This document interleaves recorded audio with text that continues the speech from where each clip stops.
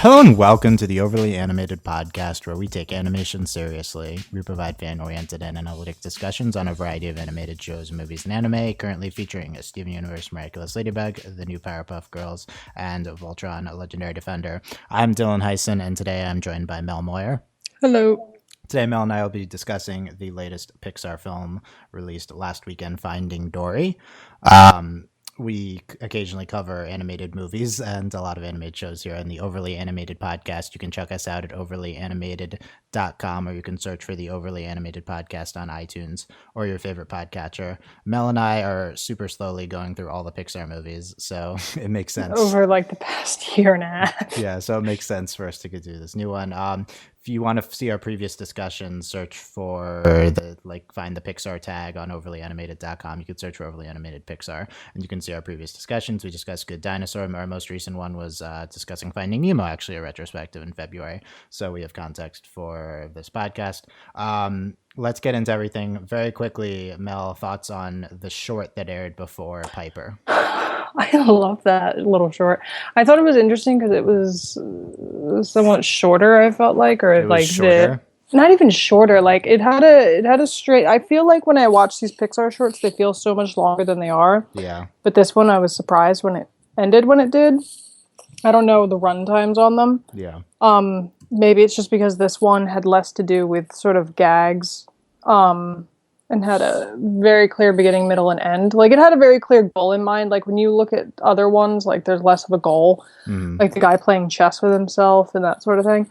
I would call it less animation and call it more the rendering short before this movie because, wow. Yeah. It was a lot. I don't know if you got my short pun, but or you just ignored it. I'm not sure. I did not the even the short that. was short. But anyway, people are calling this the best Pixar short in 10 years. Thoughts? I loved it. Like, out of all the ones I can remember seeing, this is like the biggest one. Like, that comes, like, yeah, obviously, like, you know, there's like Paperman and the Umbrella one was cute and that sort of thing, but this is like... Was Paperman before a Pixar movie? I don't even remember. Was it? I don't even know. That Point was, yeah. This is the only one that, and maybe it's because it's the one I most recently saw, but it was really, really good. Yeah, I don't have a lot to say. It was funny because like when I saw it, the audience actually like laughed at parts like out loud, which I don't remember that happening in other Pixar shorts, like loud audience reactions. So. Yeah. It was certainly very good looking, very cute. I mean, obviously it was lacking in story. It's a short, but give me something like Paperman over this for me at least. But yeah, I certainly could see how people are enjoying this. Super, super good looking animation, stuff like that. All right, let's get into Finding Dory. Spoilers for the movie, of course, and everything involving Finding Dory. Recently we did our Finding Nemo retrospective. We were both very, very high on that movie. Looking back, Mel, the Finding Nemo sequel, did it live up to the hype, and what was your reaction? Well, so first of all, I wasn't expecting it to be like Finding Nemo 2.0. I thought it was really cute. I thought parts of the story were very touching and hit very good emotional highs. I felt like it did not have the scope that Finding Nemo had.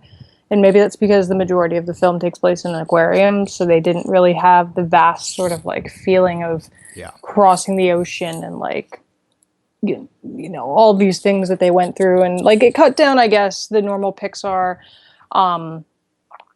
formula of two people go on a trip, essentially. A little bit, yeah. Yeah, like, because the trip isn't really the important part there. It's not really the Finding Dory part. It's because the movie's broken between Nemo and Marlin, who get separated from Dory, and Dory trying to go on and find her parents. So it was less of a road movie than Finding Nemo was, I feel like. But I enjoyed it. I don't think, it was anywhere close to Finding Nemo, but yeah, I didn't dislike it. Recently, there's been a lot of negativity for Pixar movies, with the exception of Inside Out. Like Good Dinosaur, we weren't very high on that or anything like that. What about Finding Dory? You think it's a step in the right direction? Yeah, it's way better than Good Dinosaur. It's not as good as Inside Out, I think, but I also have a very high opinion of Inside Out. Yeah. But yeah, it's definitely much more promising than The Good Dinosaur. Yeah. Yeah, I mean, certainly. Yeah. Okay. So, yeah, I really liked Finding Dory. It wasn't like top tier quality, movie looking back on the year. But this I think exceeded my expectations for what this movie would be. I also wasn't expecting that much, considering Pixar hasn't had a great track record with sequels lately. I mean, or kind of any movie. But yeah, I thought Finding Dory at times actually did like capture a lot of what made the original so special, which was a little bit shocking to me. Um, it's like at its high points, I think it was somewhat similar to Finding Nemo at its high points, which was is very good. Like that's kind Yeah. of all you can hope for from a similar movie. I will say I liked the emotion of this better in terms of like I had more of a connection with Dory trying to find her parents and trying to find her place and trying to find her family than I did with it sounds awful, but than I did with Marlin trying to find his son. Yeah, Um I would agree with that. I think that I think you certainly watching this, you the audience cares more about Dory's parents than Nemo, probably. I mean, I don't know, yeah. but I mean when you start it with then again, my name is like I suffer from short-term memory loss. yeah, Like that, come on. yeah. I think the high points for me were Dory I and her want that parents and the I want that flashbacks and yeah. how it related to the recent stuff. I think all of that was The incredible. very small blue tang. Yeah, the baby Dory, everyone's favorite thing right now. Uh, with the yeah, She's trying really hard. it's pretty great, baby Dory. Yeah. She's doing her best. Yeah. We talk a lot about on these Pixar discussions about how Pixar has kind of tried to replicate this road movie storyline that probably originated in Finding Nemo, maybe back to Toy Story. I don't even know, but Finding Nemo is the best example of it. It's totally like it's like visit a lot of different things on the way to doing Who Cares, and all of those things are really cool. And the worst example of it is Good Dinosaur, which is visit a bunch of things with characters we don't care about and uninteresting things along the way.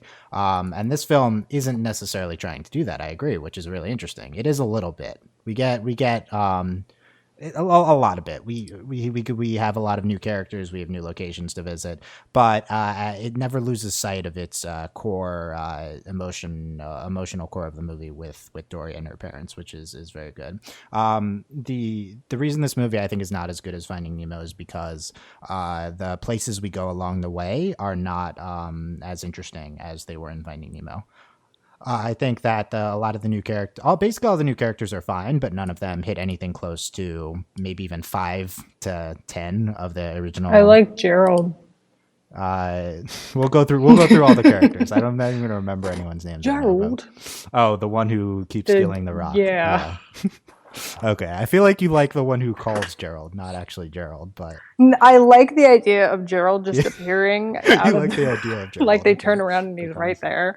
Yeah. For me, we'll go through all the characters after we talk general. The highlight for me is Destiny the whale. I think for sure the whale shark. Oh Big, yeah. big Destiny fan. But yeah, so I think the places they go to aren't as good. It's not as cohesive. I think splitting the time between Nemo, Marlin, and Dory takes away from the steam. I think the Marlin stuff isn't ever as good as the Dory stuff. And Also, I don't think I like Marlin. rude. I don't think I'm a fan of his. What a controversial opinion. You know what's a controversial opinion that I see on the internet a lot is people shipping Marlin and Dory. That Nope, freaks me out. denied. We'll talk about that, but denied. Yeah, That's gross. I feel like there was that people were like mom and dad with son after the last movie, and now I feel like this movie dissuades from that a little bit. I don't Dory know. just lives in their house. They're all together at the end, yeah, and in the beginning. So I don't know about that. She's the Dupree of Yumi and Dupree. She's and yeah, so I think that the movie's low points are some scenes towards the end, which were supposed to be like super serious, and I can't even pinpoint what they were. But yeah, I was zoned out a little bit towards the end, and then the ending conflict, or the ending like plot climax with the truck and the octopus driving the truck is the stupidest thing, but I actually think it was successful. It was ridiculous, but Like, I It think was, they pulled it off. yeah, Because it they didn't pulled off to matter make that it the octopus. entertaining. Yeah, yeah, Yeah. exactly. And it was like emotional and entertaining, but it doesn't. Yeah, I just obviously like the. when they all flew out at the end. Yeah, and it was good enough. I think that I'll give me the ending of.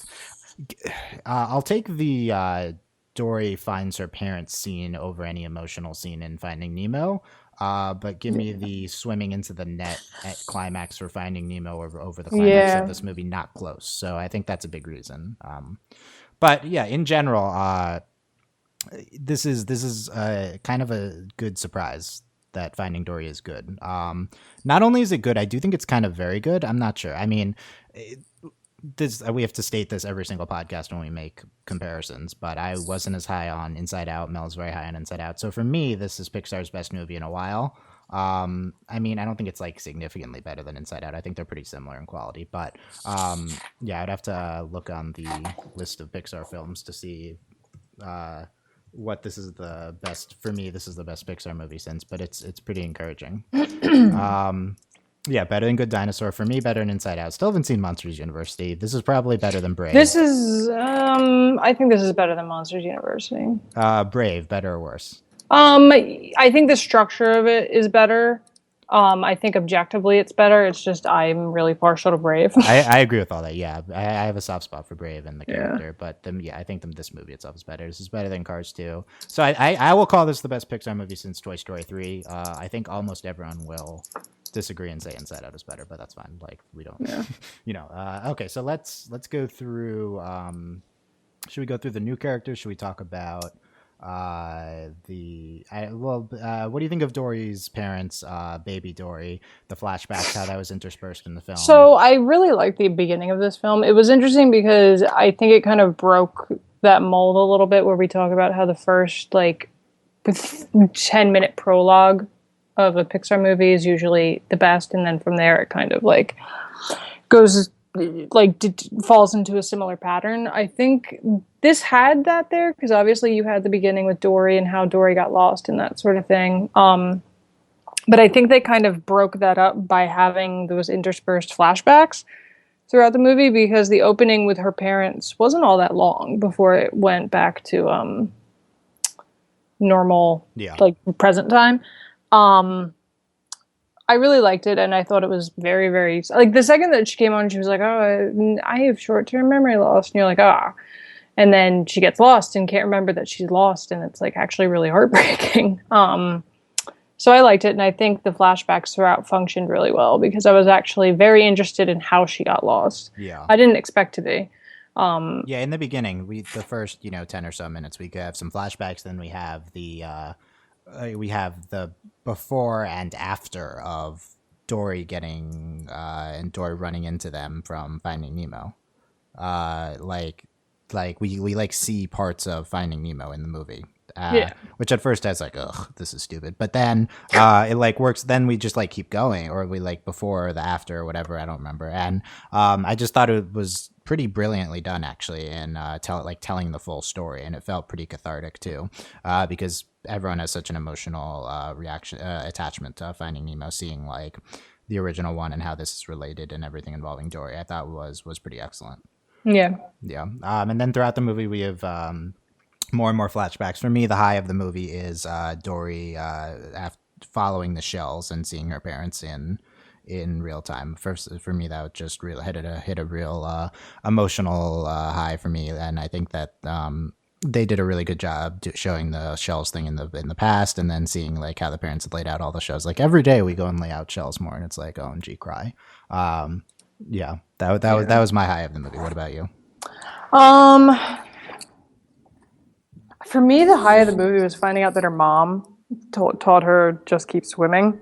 Yeah. Just because just keep swimming is like a huge thing for me. Like I thought, like that was one of my big things from Finding Nemo. And obviously it's the thing that everyone takes away is like, just keep swimming. Like, the like sort of like cliche people pull from Finding Nemo. But I thought like it was really cool the way they incorporated it with like, that's something she remembered from, a long time ago. And that's why she keeps saying it.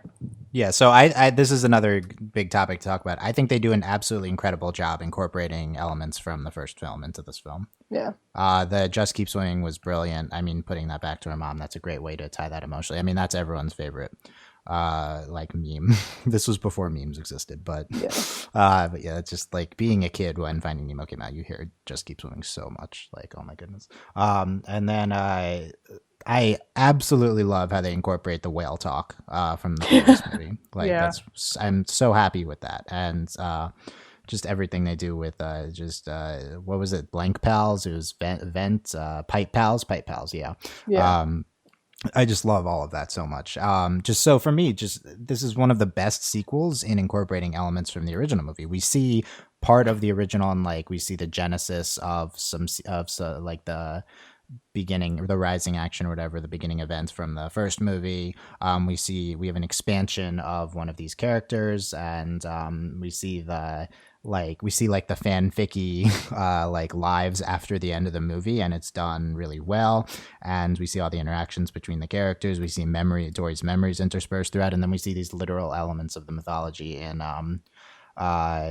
the Just Keep Swimming and the whale talk. I'm sure there's even more. We even see the sea turtles again. And it's like I know a guy, and they go on the sea turtles, and it's like, oh, are we just gonna they're just gonna run through all the hits here? Are we gonna, next we're gonna see the school of fish, and then are we gonna see the jellyfish? But no, that was just the first thing, and it's to just get us back into it and involved in it, and then it's to get us attached emotionally to then tell the story. And I basically think they handle it perfectly in relation to the first movie, which was shocking, honestly. I just I couldn't believe that a sequel was able to get it so right in relation to being a sequel. Yeah. That's one of my big takeaways. Is like this movie knows how to be a sequel more than maybe any other movie I've ever seen, which is pretty incredible. Yeah, so they had 15 years to do it. So. Yeah, so if you look at the history of the movie, it's like Andrew Stanton's like, originally I was like, we're never going to do it unless we have the right story. And then I start thinking like I'm an exec producer. It's like, we should probably do a sequel for this movie. And then he's like, I watched this Finding Nemo for the first time, like ever, because I never watch my movies. And I'm like, we should learn more about Dory. And he's like, okay, there it is. And let's do it. Okay. Yeah, Ellen had nothing to do with that. And then he was like, we want to make sure we have an actual like outline before we go to Ellen, because she's going to be too excited for like, we need something concrete. That's the actual I do love though the second they announced it, she was like, all right, and here's my countdown. Yeah. Props to Ellen's performance as Dory in this. Like it's pretty subtle. I was kind of surprised at how subtle her performance was. Like she's never super excited as Dory. I don't know. Yeah. I just imagine her being she's very focused. She's very focused. Yeah, imagine her being more enthusiastic, like in relation to the Dory, because she's just been so hype about this. But her as Dory in the movie is actually just very, very nuanced, I think, and I think it was really well done.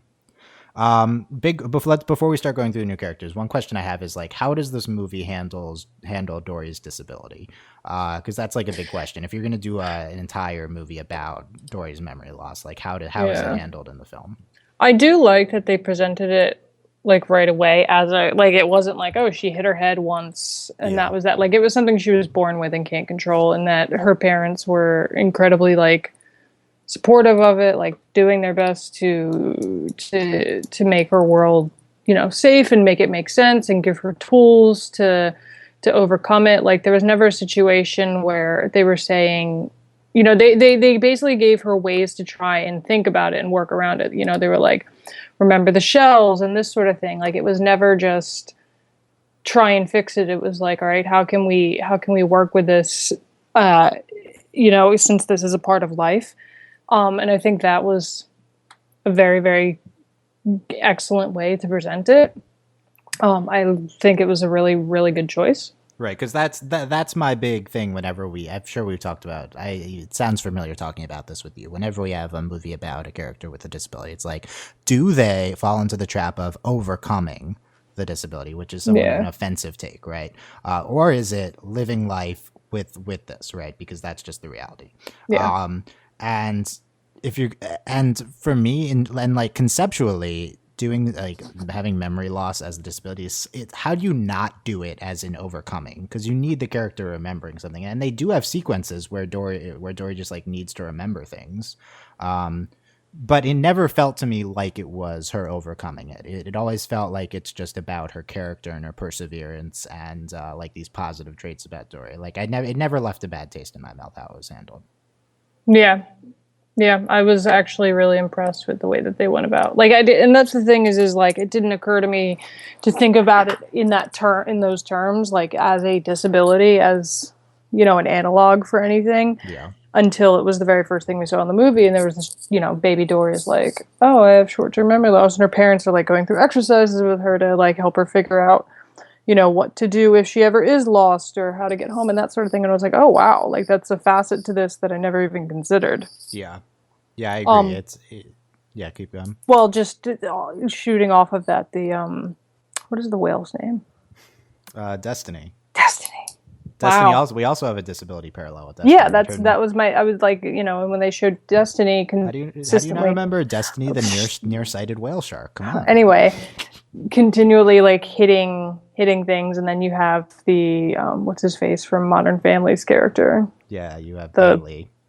Yeah, the beluga whale. The beluga whale. Yeah. Like ends up being, like helping her out and being her eyes and that sort of thing. Like I just thought it was like very, very good. Like I have pretty much no qualms with the way they represented these characters that have disabilities in the way that it wasn't, oh, you need to overcome this and try and get around it. It's here's how you help yourself. Yeah. Because this is the reality. The closest they came to the bad thing, I think, was with the Bailey character, just because they didn't spend enough time with him, and like it was like the doctors say he didn't really lose his echolocation. Yeah, like, it was a little bit crassly handled. But that was such a minor part of the movie. I agree with Destiny was also really good, like especially and it's a great parallel to have with I mean, really, like this is a movie about disability. And like that's pretty progressive. And it's about like it's a movie about disability with a pretty good slant on it and like living life with it and like you're awesome like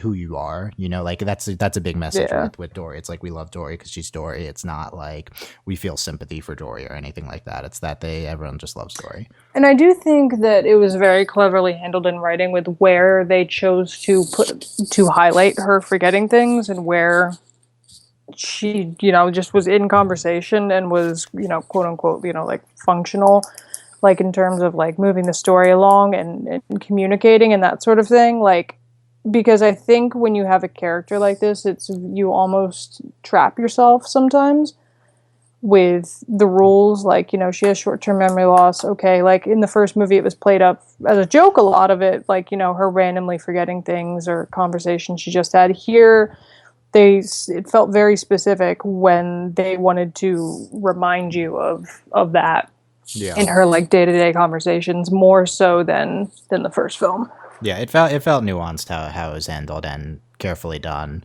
And even if you have some qualms with, but I don't even know I don't know the discourse surrounding this movie right now. But even if people did have some qualms about it, it's surprisingly seen no complaints on Tumblr so far. Well, that's a surprise. But it is like what other movie this year is going to be about? Disability and people with disability and how they're like people. It's like Pixar like 2 years in a row now. Last year about like mental illness. This year about like. I mean, I don't know if you consider memory like a physical disability, but no, and I think this very much is just it's not necessarily a physical disability. You've got Destiny. Yeah, Destiny is a physical Destiny's got a physical disability with this.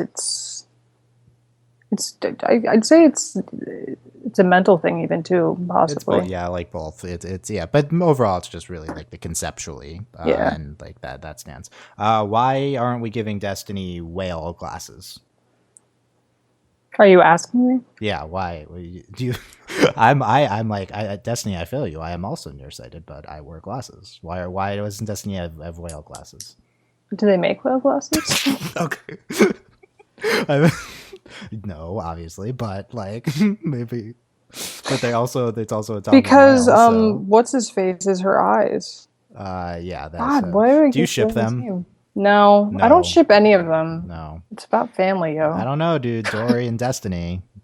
Okay, well that I'm willing to get behind, but Okay, let's go through all the new characters. I think I have a quickly. bigger issue.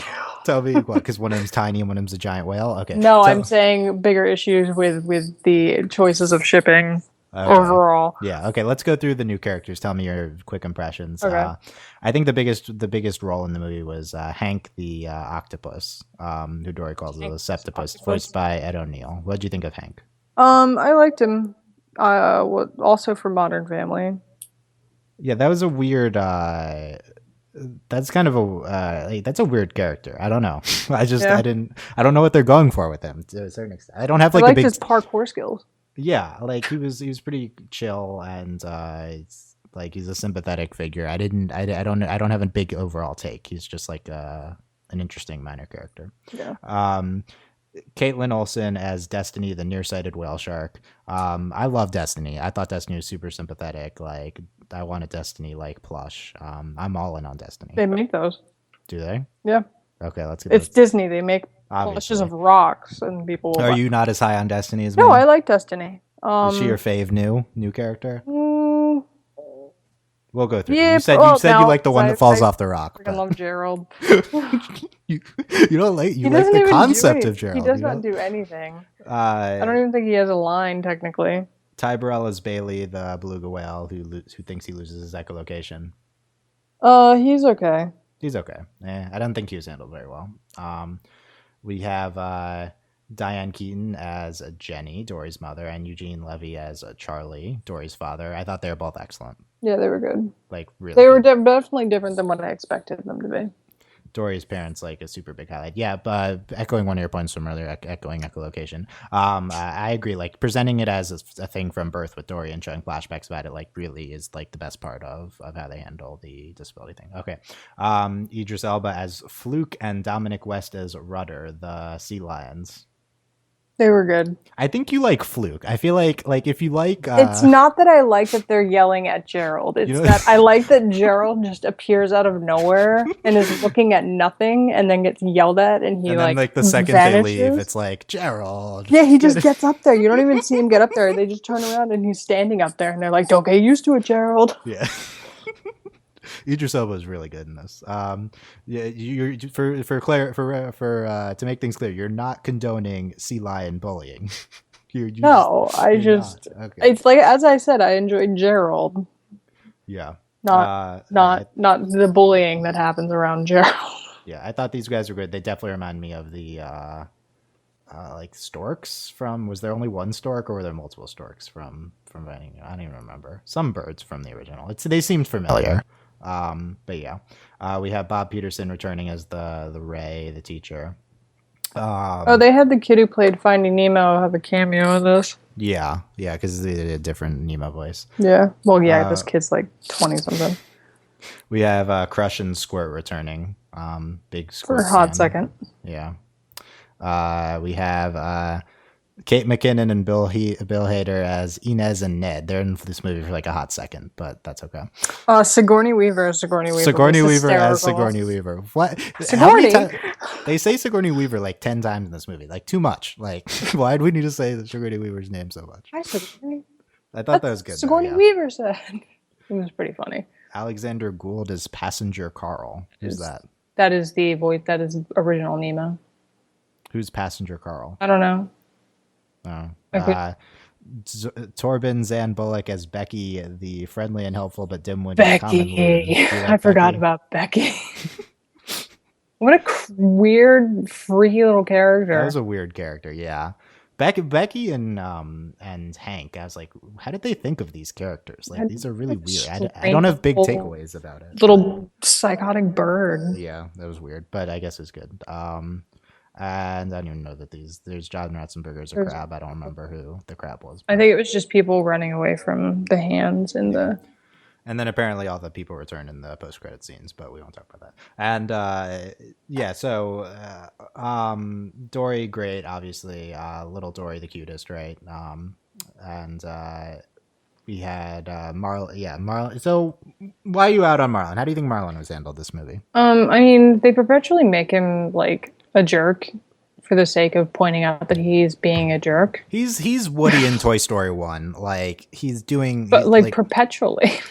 I don't think he's sometimes, I don't know. He's just like the wet blanket, you know. That's He's like, let's be safe, guys. I mean, come on, you know. I don't know. It's Albert Brooks is great. Yeah, and Marlon didn't do a lot, but I think he was fine. Fine. Nemo didn't do a lot. How do you think Nemo was handled? Nemo's very peppy. He was like shoved to the side. Like he was there, but he was like a tag along character. Do we have to find him in this movie because he was never talking? Yeah. Yeah. Okay. Yeah, and that's it. I think having talked about the movie, I think I'm reminded that I should be a little higher on it. I mean, I already said it's the best Pixar movie since Toy Story 3, but I think it's potentially very good. So like that's a lot of good stuff that we talked about. Uh-huh. Sorry, that was bad timing. Last other things we didn't talk about. Talked about Gerald. Mel's like, that was my number one thing I wanted to talk about. Was my number one. No, I don't think so. So very quickly, how does this affect your view of Incredibles 2 coming up? Well, not until 2019. It's interesting because The Incredibles is like a perfect film. So yeah, listen to our Incredibles retrospective for more. Like obviously there's not. I also think you could call Finding Nemo close to a perfect film. Like, yeah, I think that's no, fine, did. It's just not as hyped, I think, as The Incredibles because it was older. Plus, The Incredibles is like a superhero movie, and people love stuff. Incredibles 2, a lot of. I feel like I have more expectations for Incredibles 2 than I did. Well, I think everyone has that. Yeah, period. Because everyone's asked for an Incredibles sequel since basically the credits rolled on the first film. Yeah. And they've had a lot of time for it, and B, it's like a perfect film. So yeah, I mean, like, I don't see how that sequel possibly lives up to the hype. Like, I feel like they should do something different with it because you can't replicate it. But I don't know, we'll see. Before that, though, we have Cars 3 and Toy Story 4, so that's going to be fun. Toy Story 4. Also, an original one in there next year, so 2 ones next year. Moana. Am I saying that right? Coco. Oh. No, that's not a. That one's. That's just Disney. That's just Disney. That's this year too, right? So we have that. Yeah, because there was a trailer for it with this movie. Yeah, so we'll hype for that. Let us know what you thought of Finding Dory. Comments section, Tumblr, Ask, YouTube comments, whatever. Yeah, hopefully Mel and I get back to the retrospectives at some point. I think we're gonna do Bugs Life next. Yes, that'll be good. And we still have to do all the Cars. Yeah, I've not seen a single Cars movie. You'll maybe enjoy them somewhat. That's what I have to say about that. Anyway, you good? Last comments? Nope. We talked about Gerald. Yeah, that was the only thing. Yeah. Really all I needed. Overlyanimated.com. You can support us at patreon.com/overlyanimated. Thank you to our patrons, Mitch, Cordell, Beatrice, Nate, Andy, Jamie, Rachel, John, Ryan, Catherine, and Taylor, a.k.a. Hey Nuffy, we're much good on Sleep Beach, James, Nathan, Philly, Buzz Like Your Mailman, Rachel, Johnny, Robert, Brian, Cookie Cat, and to be determined still. We have to figure Taylor's name out. And yeah, thanks for listening, guys. Bunch of podcasts tomorrow and whatever and stuff. And we will see you guys next time. Bye. Adios.